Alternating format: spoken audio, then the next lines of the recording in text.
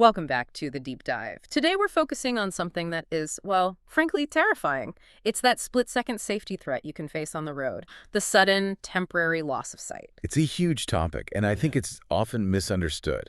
When we say blinding while driving, we're looking at something much broader than just, a driver with their high beams on. Right. Our sources define it as really any condition that severely cuts your visibility. So yes, intense light, for sure, but also environmental stuff, a whiteout blizzard, thick smoke, or that really dense fog. Okay, let's unpack that. Safe driving is, what, 90% clear vision? If you can't see a hazard, your reaction time is basically zero.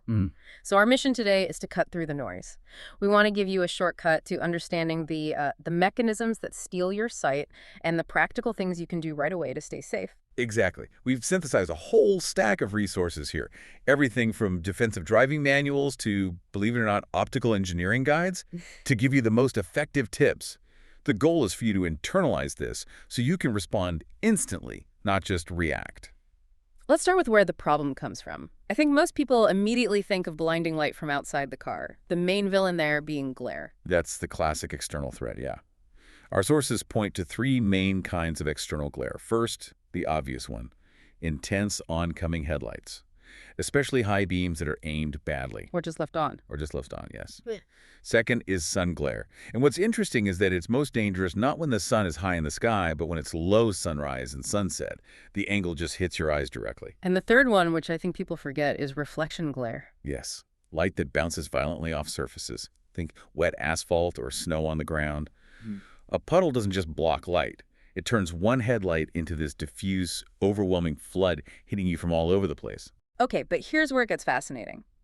Some of the most overlooked causes of this come from inside your own car. Things that seem totally benign. And that gets right into the dynamics of your pupil. For instance, you drive from a bright area straight into a dark tunnel. Your eyes need time to dilate, to open up and gather more light. That little adjustment period, that's a moment of blindness. And the reverse is even more common, isn't it? Far more common. Staring at a bright phone or your navigation screen in a dark car. We all do it. You glance down at the map. Why is that specific action so dangerous? Well, when you look at that bright screen, your pupils instantly constrict to protect you from the light. Then you look back up at the dark road, and your pupils need precious seconds. I mean, it can be up to 10 seconds or more, depending on your age, to redilate. Wow. During that time, you're functionally night blind. Your eyes just aren't collecting enough light to see properly. So the brighter your screen, the longer you're essentially driving with your eyes closed. That's a serious insight. And what about the physical car itself, the windshield? A dirty windshield isn't just an annoyance. It is an active safety hazard. Every single speck of dirt, every smudge, every tiny scratch on that glass acts like a little prism. So it scatters the light. It scatters it violently. So instead of passing through, oncoming light hits those imperfections and just explodes in all directions right into your eyes. It magnifies the blinding effect of any light source. And then there's the internal enemy, driver fatigue. What's the biological link there between being exhausted and your vision? Fatigue compromises your entire visual system. First, you get the obvious stuff-eye strain, blurry vision. But the critical thing is that exhaustion makes microsleeps much more likely. Those are those little involuntary blackouts. Right? Exactly. They last just a fraction of a second, maybe a few seconds, where you literally lose awareness and sight. A single second at 16 miles per hour means you've traveled nearly 90 feet completely blind. That really puts it in perspective. And on top of that, when you're tired, your visual recovery time is shot.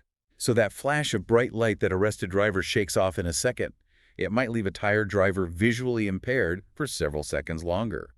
Okay, before we get to what to do, we should touch on the medical side. If you're experiencing vision loss that doesn't seem to be caused by any of this, what should you be thinking? If it's happening regularly, it needs immediate medical attention. The sources note it could be a symptom of a few things. Migraines with a visual aura, for one, or a transient ischemic attack, a TIA, what some people call a mini-stroke. And that can present as vision loss. Often, yes. Sudden, temporary vision loss in one eye.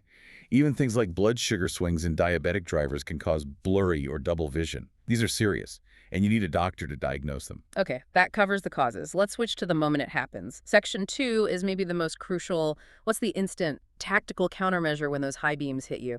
This is where muscle memory can save your life. The single most important defensive move is this. Shift your gaze slightly to the right side of your lane. So you don't look at the light, you focus on the white line, the edge of the road. Precisely. You're using your peripheral vision. See, the center of your retina, the fovea, is packed with cones.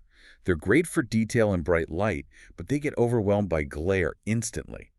Your peripheral vision uses more rods, and they recover much faster. So by looking away, you're protecting your most sensitive vision while still using the road edge to keep you straight. You're giving yourself an anchor. While you're doing that, the source is stress managing your speed. How do you slow down without causing another problem? You slow down gradually, but immediately.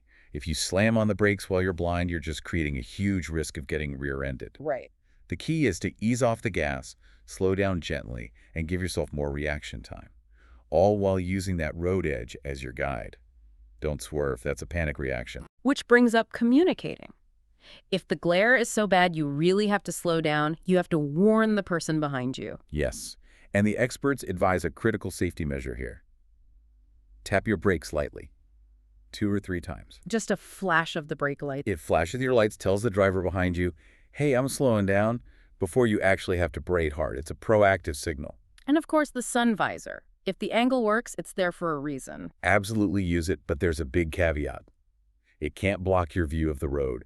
If you find yourself having to crane your neck to see around it, it's more of a hazard than a help. The bottom line here really seems to be about staying calm. Panic is what turns a manageable situation into a disaster. It really is. Panic leads to sudden steering or braking. The moments of visual recovery are short, but the consequences of an uncontrolled move in that time can be fatal. Just remember the plan. Shift your gaze, ease off the gas, maintain your course. Okay, let's move to proactive mitigation. These are the things you can do before you even start the car. Right.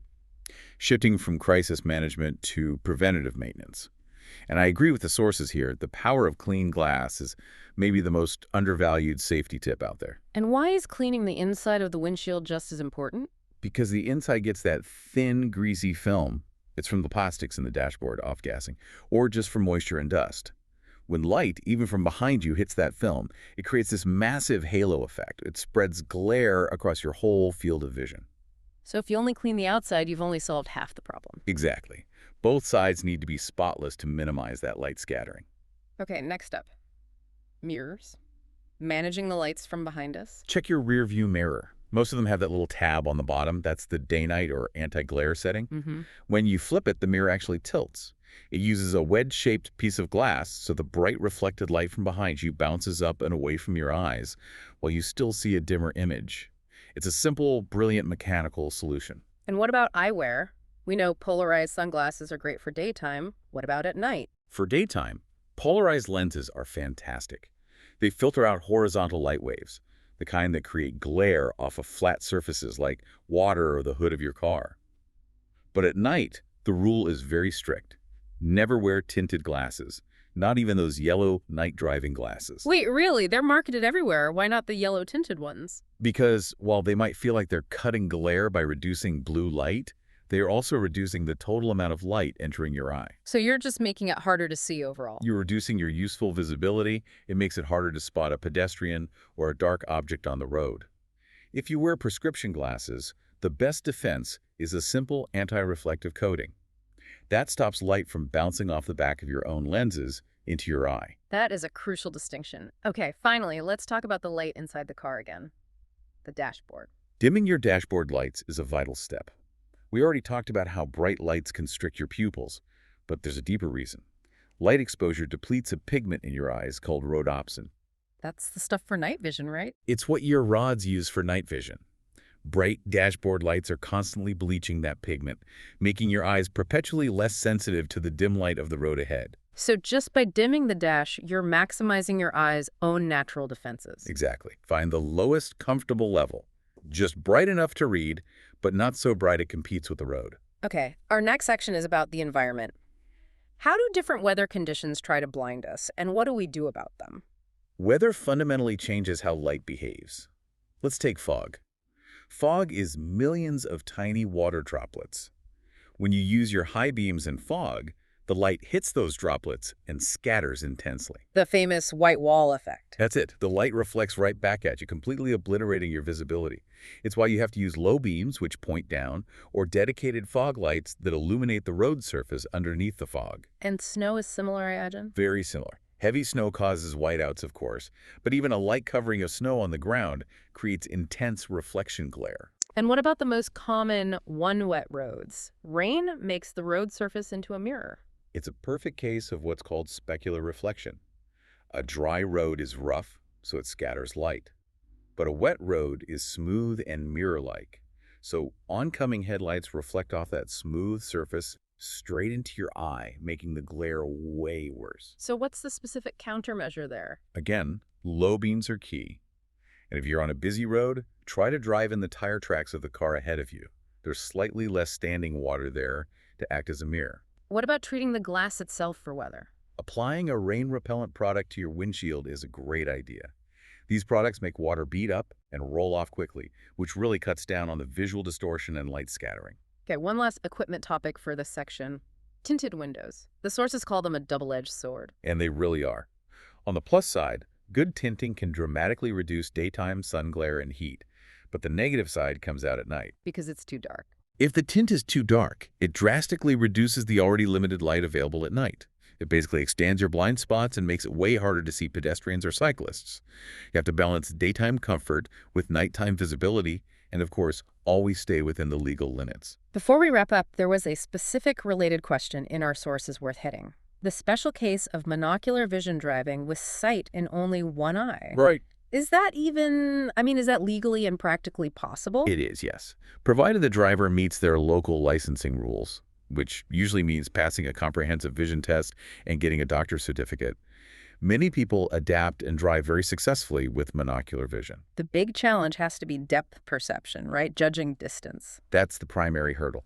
Binocular vision, having two eyes, gives us what's called stereopsis. Our brain uses the two slightly different images to calculate depth instantly. A monocular driver loses that. So how do they compensate? They learn to rely heavily on other visual cues. The relative size of objects, how textures on the road look, and something called motion parallax. How objects seem to move as you drive past them. And what about their field of view? It creates a much larger permanent blind spot on one side. A normal field of vision is about 180 degrees. Monocular vision can reduce that to around 120. This just mandates that the driver has to be hypovigilant. We're talking constant, deliberate head checks and mirror use. So the core advice is adaptation and a lot of practice. If the vision loss is recent, adaptation is mandatory. The brain needs time to recalibrate. The sources strongly recommend practicing in safe, controlled areas and maybe even getting a specialized driving assessment before getting back on the road. We've covered a ton, from physics to neurology. Let's bring it all together. What are the key takeaways our listeners need to remember? I think there are three essential defensive moves. First, when you're blinded, shift your gaze right to the road edge immediately and slow down gradually. Don't panic, don't slam the brakes. Okay, that's number one. Second, make cleaning your glass inside and out a routine safety check. A dirty windshield is a glare multiplier. And the third is about managing the lights inside the car. Dim your dashboard and navigation screen at night. By minimizing the light inside, you maximize your eye's natural ability to see in the dark. You preserve that night vision. Now we keep circling back to the human factor. Fatigue just amplifies every single one of these risks. If you're tired, your eyes recover slower, you miss cues. Prioritizing rest might be the easiest defensive driving move you can make. It's that simple. If you can't see, you can't react. So here's a final thought for you to explore. The most dangerous moments aren't when your vision is completely gone, but in those subtle, quick transitions. Think about moving from a bright LED dashboard to a dark country road, or driving from a sunny, snow-covered highway into the shadow of mountain. Your eye's ability to adapt is your ultimate weapon against accidents, but only if you actively manage the light sources both inside and outside the car. Understanding those little physiological mechanisms is the real key to mastering your reaction time. Use these insights on your next drive. You'll be much better prepared for whatever comes your way. Please like, subscribe, and get notified.